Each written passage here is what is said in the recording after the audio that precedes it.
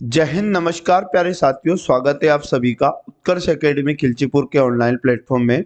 इस वीडियो में हम लोग दिल्ली पुलिस कांस्टेबल एग्जाम 2023 के लिए वेरी मोस्ट और इम्पोर्टेंट जीके एंड जीएस के टॉप 15 क्वेश्चन डिस्कस करेंगे। प्यारे साथियों, आज हम 28वां पार्ट डिस्कस करेंगे। इससे पहले हमारे इस प्रकार के वीडियो के 27 पार्ट कंप्लीट हो चुके।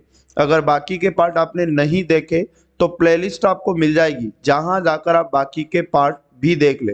प्यारे साथियों, ये सभी क्वेश्चन ऐसे क्वेश्चन है जो एग्जाम के अंदर बार बार रिपीट होते, इसलिए एक भी क्वेश्चन को बिना स्किप किए मेरे साथ आपको लास्ट तक इस वीडियो में बने रहना है। यकीन मानिएगा, एग्जाम के अंदर अगर आप इस सीरीज से पर डे जुड़े हैं तो आपको बहुत ज़्यादा फायदा होने वाला है। इस क्लास का पीडीएफ आप डेली हमारे टेलीग्राम से डाउनलोड कर सकते हैं। टेलीग्राम का लिंक आपको इस वीडियो के डिस्क्रिप्शन में मिल जाएगा। यदि आप चैनल पर पहली बार विजिट कर रहे हैं तो चैनल को सब्सक्राइब करके बेल आइकन को ऑन कर ले, जिससे आपको सभी क्लास का नोटिफिकेशन तुरंत मिल पाएगा। आज का पहला और मोस्ट इम्पोर्टेंट क्वेश्चन है, भारतीय राष्ट्रीय कांग्रेस के संस्थापक अध्यक्ष कौन थे? यानी भारतीय राष्ट्रीय कांग्रेस की स्थापना जब हुई तो उसके पहले अध्यक्ष कौन थे? तो इसका राइट आंसर आपको याद रखना है, व्योमेश चंद्र बनर्जी।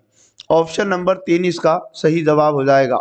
और भारतीय राष्ट्रीय कांग्रेस की स्थापना अगर आपसे एग्जाम में पूछ ले तो 1885 में हुई थी, आपको ये जानकारी भी याद रखना है। अगला क्वेश्चन है हमारे पास, निम्न में से किस यात्री ने गुप्तकाल के दौरान भारत की यात्रा की थी? तो प्यारे साथियों, उस यात्री का नाम आपको याद रखना है, फाहियान। यानी फाहियान ने गुप्त काल के दौरान भारत की यात्रा की थी और ये फाहियान एक चीनी यात्री था। और उसके बाद मैं आपको बता दूं, इसने चंद्रगुप्त द्वितीय के शासनकाल के दौरान भारत का दौरा किया था। अगला क्वेश्चन हमारे पास है, किस अवसर पर प्रधानमंत्री नरेंद्र मोदी ने एक नई पीएम श्री योजना की घोषणा की? तो मोस्ट आईएमपी क्वेश्चन है। तो प्यारे साथियों, याद रखिएगा, राष्ट्रीय शिक्षक दिवस के अवसर पर, यानी ऑप्शन नंबर राष्ट्रीय शिक्षक दिवस, ऑप्शन नंबर 2 इसका करेक्ट आंसर हो जाएगा। और मैं आपको बता दूं, राष्ट्रीय शिक्षक दिवस के अवसर पर प्रधानमंत्री नरेंद्र मोदी ने एक नई प्रधानमंत्री श्री योजना की घोषणा की। और मैं आपको बता दूं, 5 सितंबर 2022 यानी शिक्षक दिवस होता है, उस दिन ये घोषणा की गई 2022 में। और इस योजना के तहत आप याद रखिएगा, देश भर में 14,500 स्कूलों को उन्नत कोटि का बनाया और विकसित किया जाएगा। अगला क्वेश्चन हमारे पास है, निम्नलिखित में से कौन सा आलू का वैज्ञानिक नाम है? तो प्यारे साथियों, आलू का वैज्ञानिक नाम सोलेनम और ट्यूबरोसम आपको याद रखना है, ऑप्शन नंबर 2। अगला क्वेश्चन हमारे पास है, फॉक्स in the road my days at RBI and beyond, इस पुस्तक के लेखक कौन है? तो मोस्ट इंपोर्टेंट क्वेश्चन हो जाता है, तो इसके लेखक आपको याद रखना है, सी रंगराजन। यानी ऑप्शन नंबर 1 इसका सही जवाब हो जाएगा। नेक्स्ट क्वेश्चन है, सिंधु घाटी सभ्यता का प्राचीन स्थल कालीबंगा भारत के किस राज्य में स्थित है? तो प्यारे साथियों, सिंधु घाटी सभ्यता का प्राचीन स्थल कालीबंगा आपको याद रखना है, राजस्थान में। ऑप्शन नंबर 3 इसका करेक्ट आंसर हो जाएगा। अच्छा, पंजाब से आपको क्या याद रखना है? तो रोपड़ सिंधु घाटी का प्राचीन स्थल था, एक रोपड़ जिसका नाम था, वो पंजाब में पड़ता है। और गुजरात से आपको क्या याद रखना है? गुजरात, ये जो लास्ट ऑप्शन है इसे गुजरात आप लोग समझेंगे। और गुजरात में लोथल सिंधु घाटी सभ्यता का एक बंदरगाह था जो गुजरात राज्य में पड़ता है। अगला क्वेश्चन हमारे पास है, निम्नलिखित में से कौन सा एंजाइम मानव शरीर में स्टार्च के पाचन से संबंधित है? तो उस एंजाइम का नाम क्या हो जाएगा? एमाइलेज। यानी ऑप्शन नंबर 3 इस क्वेश्चन का बिल्कुल राइट आंसर हो जाता है। अगला क्वेश्चन हमारे पास है, 15 जनवरी 2023 को 71वें वार्षिक मिस यूनिवर्स प्रतियोगिता की विजेता किसे नामित किया गया है? तो प्यारे साथियों, इसका राइट आंसर आप याद रखिएगा, आर बोनी गैब्रियल। यानी ऑप्शन नंबर 1 इसका सही जवाब आपको याद रखना है। नेक्स्ट क्वेश्चन है हमारे पास, भारतीय संविधान के निम्नलिखित में से किस अनुच्छेद के तहत भारत का राष्ट्रपति एक अध्यादेश जारी कर सकता है? तो उस अनुच्छेद का नाम आपको याद रखना है, 123, अनुच्छेद 123, ऑप्शन नंबर 3 इसका सही जवाब हो जाएगा।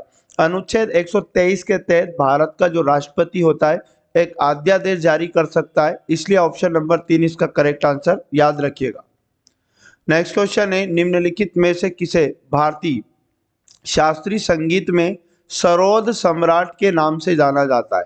तो इन चार ऑप्शन में से सरोद सम्राट किसे जाना जाता है? अमजद अली खान का नाम आपको याद रखना, यानी ऑप्शन नंबर 3 इस क्वेश्चन का सही जवाब हो जाता है। अगला क्वेश्चन है, भारत में किस पंचवर्षीय योजना को गॉडगिल योजना के नाम से भी जाना जाता है? तो प्यारे साथियों, गॉडगिल योजना के नाम से याद रखिएगा तृतीय पंचवर्षीय योजना को जाना जाता है, यानी ऑप्शन नंबर 4 इसका करेक्ट आंसर हो जाएगा। और तृतीय पंचवर्षीय योजना की अवधि आप याद रखिएगा 1961 से 1966। अगला क्वेश्चन है, सरिस्का और रणथंभौर अभ्यारण्य किस पशु के लिए प्रसिद्ध है?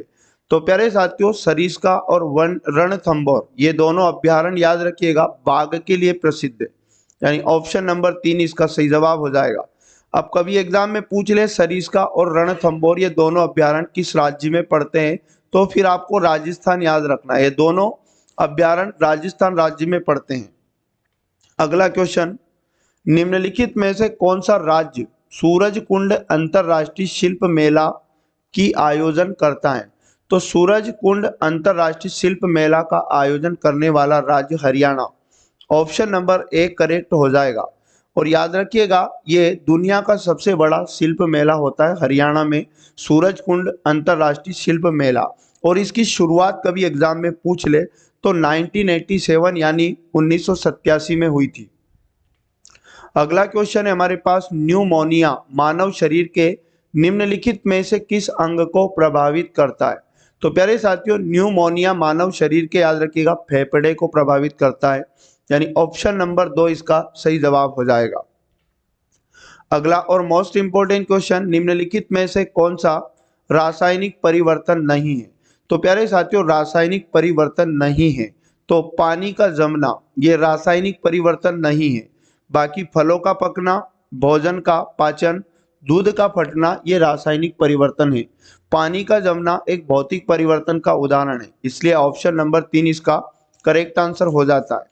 तो प्यारे साथियों, ये थे वेरी मोस्ट और इम्पोर्टेंट टॉप 15 क्वेश्चन। यकीन मानिएगा इस सीरीज से आपको एग्जाम के अंदर बहुत ज़्यादा फायदा हो जाएगा। बहुत छोटे समय का वीडियो पर डे हमारे यूट्यूब चैनल पर आता है, तो आप पर डे इस सीरीज को जरूर वॉच किया करें। अगर आप दिल्ली पुलिस कांस्टेबल के लिए मैथ रीजनिंग के प्रीवियस ईयर पेपर को सॉल्व करना चाहते और लेवल जानना चाहते हैं, उसी लेवल का पेपर 2023 में भी मिलेगा। तो पर डे रात को 8 बजे हमारी लाइव क्लास होती है, आप उससे भी जुड़ सकते हैं और बहुत सारे पेपर सोल्व हमने करा भी दिए। तो आप प्लेलिस्ट मिल जाएगी जहां जाकर वो सब कुछ सारे पेपर भी आप सोल्व कर सकते हैं। और उसके बाद यदि आप एसएससी जीडी 2024 का एग्जाम भी देने वाले हैं, तो प्यारे साथियों एसएससी जीडी 2023 में जो सभी पेपर हुए थे उनका सॉल्यूशन हमारे यूट्यूब चैनल पर चल रहा है, जिसका वीडियो पर डे दिन में 5 बजे आता है। उसकी प्लेलिस्ट भी आपको मिल जाएगी, जहां जाकर आप वहां से भी एसएससी जीडी के लिए मैथमेटिक्स प्रीवियस ईयर के पेपर सोल्व कर सकते हैं।